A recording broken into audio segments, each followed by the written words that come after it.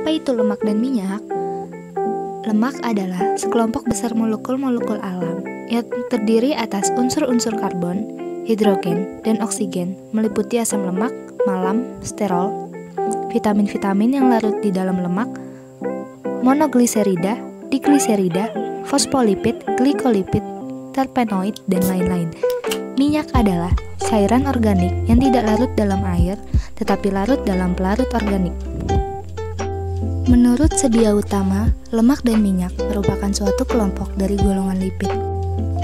Lipid sendiri merupakan golongan senyawa organik yang tidak larut dalam air, tetapi larut dalam pelarut nonpolar seperti dietil ether, benzena, kloroform, dan heksana. Karena tergolong dalam lipid, maka lemak dan minyak dapat larut juga dalam pelarut nonpolar seperti di atas. Kelarutan lemak dan minyak terhadap pelarut nonpolar tersebut karena lemak dan minyak mempunyai kepolaran yang sama dengan pelarut tersebut. Namun, kepolaran suatu senyawa dapat berubah akibat proses kimiawi. Ada 3 jenis lemak yang utama, yaitu lemak trans, lemak jenuh, dan lemak tak jenuh. Hanya ada satu yang paling baik, yaitu lemak tak jenuh. Lemak jenuh disebut juga dengan lemak jahat. Biasanya dihasilkan oleh makanan yang berasal dari hewan, atau biasa disebut dengan gaji. Contoh makanan yang mengandung lemak jenuh tinggi antara lain mentega, keju, daging olahan, daging sapi atau babi, minyak, ikan, hingga mayones. Lemak tak jenuh adalah jenis lemak baik yang memberikan manfaat bagi kesehatan tubuh. Terdiri dari lemak tunggal dan lemak ganda. Contoh makanan yang mengandung lemak tak jenuh adalah minyak zaitun, alpukat, kacang kenari, ikan salmon, dan biji-bijian. Apa saja komponen fitokimia pada lemak? Yang pertama ada terpenoid.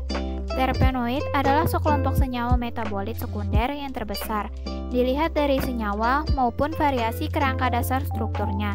Terpenoid merupakan komponen utama penyusun minyak astiri. Yang kedua ada sterol. Sterol juga sering dijumpai sebagai glikosida atau sebagai ester dengan asam lemak.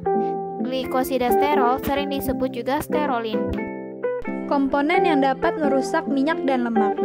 Yang pertama ada sumber nabati, yang kedua ada sumber hewani. Di sumber nabati ada minyak goreng, minyak kelapa sawit, minyak kelapa, dan margarin. 1. Minyak goreng mengandung lemak jenuh dan tidak jenuh. Kerusakan pada minyak goreng diakibatkan oleh adanya kerusakan kimia, yaitu kondisi suhu tinggi. Adanya udara dan air yang dikandung oleh bahan menyebabkan minyak mengalami kerusakan. Minyak kelapa sawit. Kerusakan pada minyak kelapa sawit diakibatkan oleh adanya kerusakan kimia, yaitu adanya reaksi oksidasi. 3. Minyak kelapa. Bentuk kerusakan pada minyak kelapa terutama ketengikan yang disebabkan oleh aksi oksigen udara terhadap lemak. Yang terakhir, margarin. Penyebab kerusakan pada margarin yaitu jika disimpan terlalu lama akan menimbulkan bau tengik yang berasal dari bakteri yang mengkontaminasi margarin. Yang kedua ada sumber hewani. Beberapa jenis bahan makanan yang termasuk ke dalam sumber hewani yaitu lemak susu, keju, daging, dan telur. Yang pertama ada lemak susu. Kerusakan pada lemak susu diakibatkan oleh pertumbuhan dan aktivitas mikroba, terutama bakteri, ragi, dan kapang. Beberapa mikroba dapat membentuk lendir, gas, busa, warna yang menyimpang, asam, dan racun. Jenis bakteri yang dapat merusak susu adalah bakteri patogen dan bakteri pembusuk.